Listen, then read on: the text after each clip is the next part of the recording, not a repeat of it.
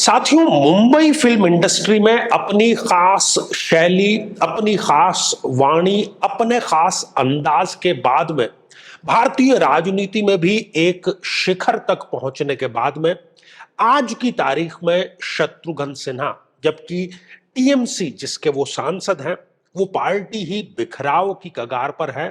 अब आगे का जो राजनीतिक परिदृश्य है शत्रुघ्न जी का, वो क्या कहता है, उनकी जन्म पत्रिका का यहां पर हम विश्लेषण करने जा रहे हैं।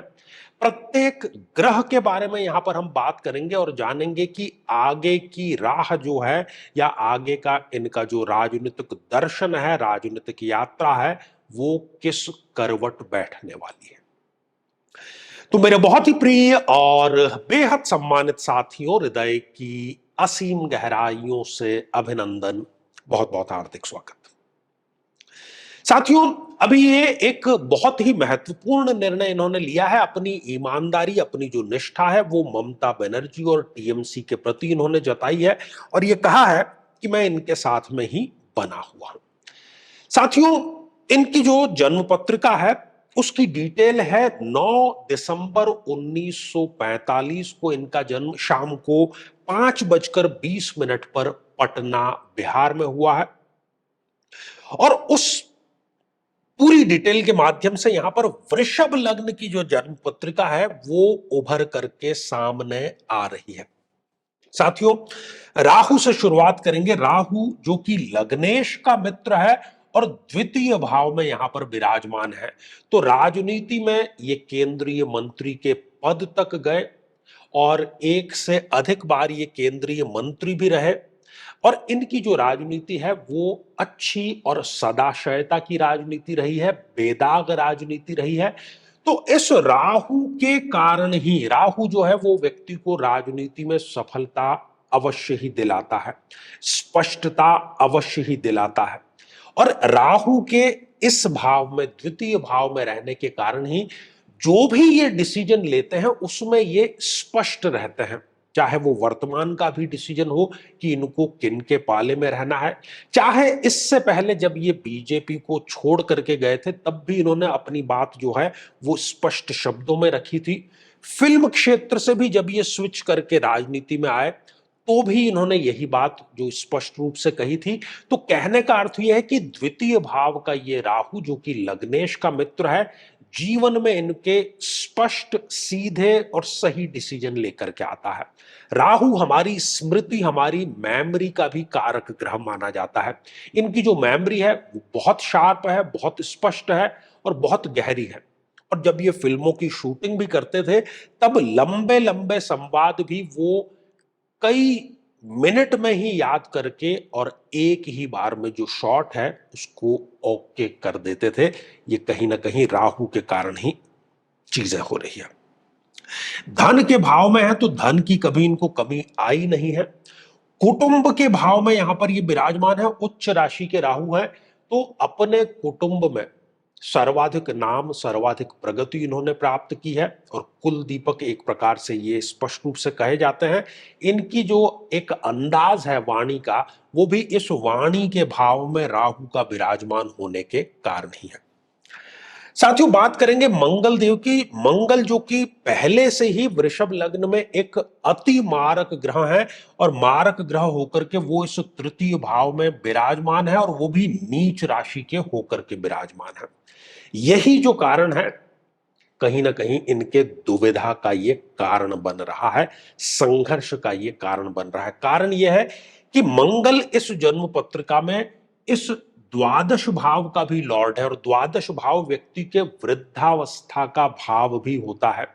तो चाहे आपने बॉलीवुड में सफलता प्राप्त की, चाहे राजनीति में आपने सफलता प्राप्त की, लेकिन ये सारी सफलताएं अब ढलान पर है।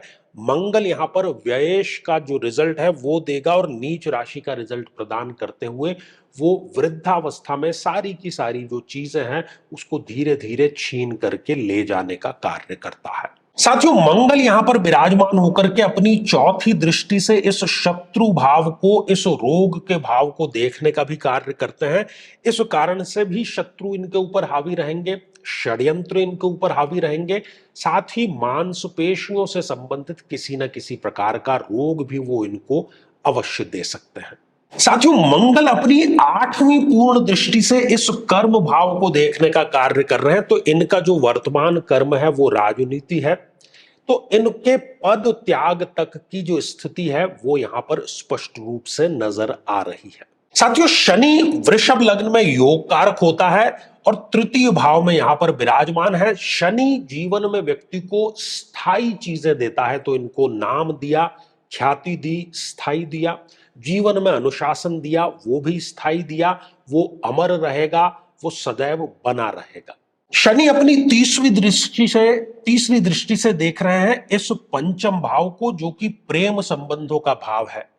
तो अपने यौवन काल में पर्याप्त प्रेम संबंध भी इनके रहे और शनिदेव भाग्य स्थान पर भी अपने ही भाव को देख रहे हैं, तो भाग्य ने भी इनका सदैव साथ देने का ही कार्य किया है। साथियों, बात करते हैं गुरु की। गुरु जो कि इस जन्म पत्रिका में एक अति मारक ग्रह है, यहां पर वो पंचम भाव में विराजमान हो गए हैं, तो संतान पक्ष को लेकर के भी उन्होंने इनको कोई ना कोई मानसिक आघात जो है वो अवश्य दिया है और साथ ही आगे चल करके भी वो ट्यूमर से संबंधित किसी न किसी प्रकार के रोग की संभावना भी बना रहे हैं। गुरु यहां पर विराजमान होकर के अपनी 7वीं दृष्टि से इच्छा पूर्ति के भाव को भी देख रहे हैं। भले ही वो इनका स्वयं का घर है, लेकिन अब ये जो इच्छाएं करेंगे उनकी पूर्ति होने के कार्य, उनकी पूर्ति होने की संभावना यहां पर लगभग 0% है। साथियों, गुरुदेव अपनी 9वीं दृष्टि से लग्न को देखने का कार्य कर रहे हैं और मारक ग्रह जब भी लग्न को देखता है तो वो व्यक्ति को कहीं ना कहीं अनिद्रा और वृद्धावस्था संबंधी रोग का शिकार अवश्य बना देता है। साथियों, बात करते हैं शुक्र की, जो कि लग्नेश है और लग्न को वो देख भी रहा है, तो शुक्र ने ही इनको वैभव, नाम, भौतिक सुख संपदा और प्रेम संबंध, विवाह, दाम्पत्य सुख, ये सब कुछ देने का कार्य किया। दाम्पत्य सुख के भाव में ही शुक्र यहां पर विराजमान है। साथियों, सूर्य की बात करते हैं। सूर्य जो कि चतुर्थेश है, एक सम ग्रह है इस जन्म पत्रिका में, सरकार का प्रतिनिधित्व करता है सूर्यदेव, तो सरकार में इनको अपनी भूमिका निभाने का उन्होंने अवसर प्रदान किया, आत्मविश्वास को प्रखर किया, पर्सनैलिटी को बहुत ही प्रखर बनाने का कार्य किया। साथियों, बुध भी एक योग कारक ग्रह है, त्रिकोण के अधिपति हैं, केंद्र में यहां पर विराजमान है और बुध हमारी वाणी का प्रतिनिधित्व करता है। जब भी बॉलीवुड में वाणी की, संवाद अदायगी की बात आएगी, आप शत्रुघ्न सिन्हा को भूल नहीं सकते हैं, तो वो वाणी जो है वो इनकी बुध की वजह से ही है। साथियों, केतु यहां पर अष्टम भाव में विराजमान है और केतु परम सेपरेटिव टेंडेंसी के ग्रह हैं। मार्च 2027 से इनको केतु की महादशा प्रारंभ हो रही है और केतु इनको राजनीति के हाशिए पर लाकर के खड़ा कर देगा और साथ ही इनके अंदर एक स्पिरिचुअल लालसा, स्पिरिचुअल पथ पर बढ़ने का जो कदम है वो भी ये अवश्य उठा लेंगे। साथियों, चंद्रमा भी एक अति मारक ग्रह होकर के यहां भाग्य भाव में विराजमान है, तो इस बात से भी इनकार नहीं किया जा सकता कि मानसिक तंत्र, तंत्रिका तंत्र और आगे चलकर के जो वृद्धावस्था में आमतौर पर अल्जाइमर या पार्किंसन संबंधी जो बीमारियां होती है उसके भी लक्षण यहां पर स्पष्ट रूप से दिखाई दे रहे हैं। तो साथियों, हमने जाना आज इस खास एपिसोड में कि क्या शत्रुघ्न सिन्हा जो है वो राजनीति में अब बने रहेंगे या किस प्रकार से, क्या क्या संभावनाएं हैं। तो स्पष्ट रूप से इनके ग्रह गोचर, महादशा और ग्रहों की प्लेसमेंट ये कह रही है कि अधिक से अधिक और 6-8 माह के बाद में राजनीतिक तौर पर इनको रिटायरमेंट का सामना करना पड़ेगा और आगे ये स्पिरिचुअल पथ पर आगे बढ़ेंगे। साथियों, यदि आप भी चाहते हैं कि आपकी कुंडली का सूक्ष्म और वैज्ञानिक विश्लेषण हो, तो आगामी समय में मैं स्वयं इन शहरों में उपस्थित रहूंगा। आप समय लेकर के मिल सकते हैं या फिर टेलीफोनिक या वीडियो कॉल के माध्यम से भी आप जुड़ सकते हैं।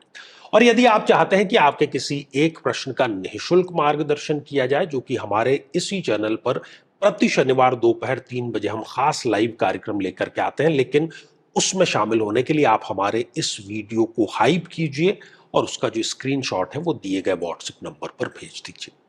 तो आज के लिए केवल इतना ही, और इसी मंगल कामना के साथ में कि आप सभी स्वस्थ, समृद्ध और शांतिपूर्वक जीवन व्यतीत करें।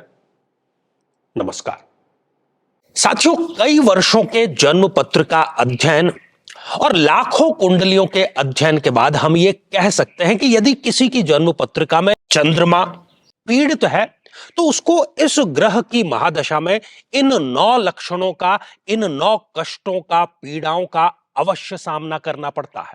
माता को कष्ट या माता से कष्ट, किसी न किसी प्रकार का गुप्त रोग, श्वास रोग, मानसिक रोग, तनाव या डिप्रेशन, अनिर्णय की स्थिति, ओवर थिंकिंग, स्त्रियों को स्त्रीजन्य रोग होना या ऐसी स्थितियां जिसमें कि व्यक्ति एक अज्ञात भय से पीड़ित रहता है। लेकिन साथियों, यदि आप भी इन सभी कष्टों से स्थायी और सटीक मुक्ति प्राप्त करना चाहते हैं तो उसका तरीका है इस ग्रह की महादशा मंत्र साधना दीक्षा, जो विशेष रूप से आपके नाम, आपकी जन्मतिथि के अकॉर्डिंग की जाएगी, और गुरु दीक्षा के माध्यम से अभिमंत्रित माला भी आपको प्रदान की जाएगी, ताकि न केवल ये सारे कष्ट दूर हों बल्कि ये पूरी की पूरी महादशा आपके लिए शांतिदायक और सुख समृद्धिदायक साबित हो।